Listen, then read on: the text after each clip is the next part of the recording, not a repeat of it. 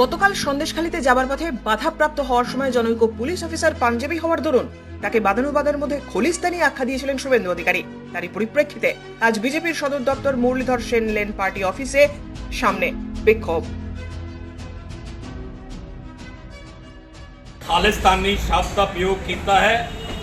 ਜਦੋਂ तक सानू देश के प्रधानमंत्री नरेंद्र मोदी ते अमित शाह तो होम मिनिस्टर तो रिटन अपॉलोजी नहीं मिलती, उन्ना चिक्कर साडा बीजेपी के हैडकुआटर दे पार्टी ऑफिस कलकत्ता विच साडा धरना लग्या रहूगा।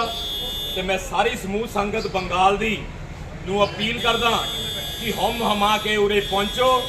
ये अपनी जमीर की गल है, ये अपनी जाग की जमीर की गल है।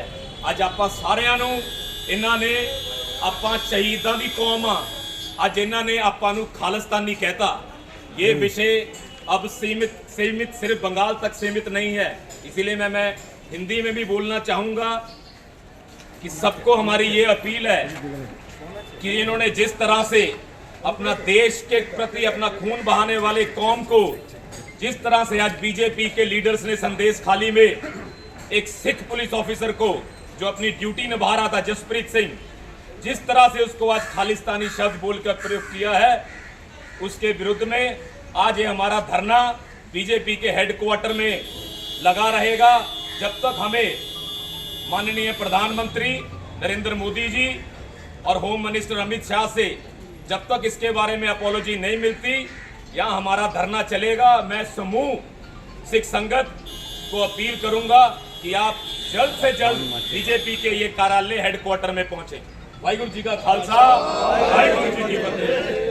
बोले খালি যাওয়ার পথে যে জায়গাটা পুলিশ নিয়ম মতো ব্যারিকেড করেছিল, ওখানে একজন শিখ অফিসার দায়িত্বে ছিলেন। শুভেন্দু তার সঙ্গে অনেকক্ষণ ধরে তর্কাতর্কি করছিল এবং শুভেন্দুর সঙ্গে যারা গেছিল এবং চূড়ান্ত নিন্দনীয়ভাবে সেই শিখ অফিসারকে ওরা খালিস্তানি বলল, বিজেপির লোকেরা খালিস্তানি বলল এবং সেই শিখ অফিসার তিনি প্রতিবাদ করলেন যে আমি পাগড়ি আছে বলে আমাকে খালিস্তানি বলা হবে, আমার ধর্ম তুলে এই ধরনের কথা বলা হবে। উচিত ছিল ওইখান থেকে এদেরকে কড়া ব্যবস্থা নিয়ে দূর করে দেওয়া, কিন্তু সেই অফিসার তিনি কর্তব্য পালন করেছেন, সহিষ্ণুতা দেখিয়েছেন, সেই পরিস্থিতিকে আর উত্তপ্ত হতে দেননি।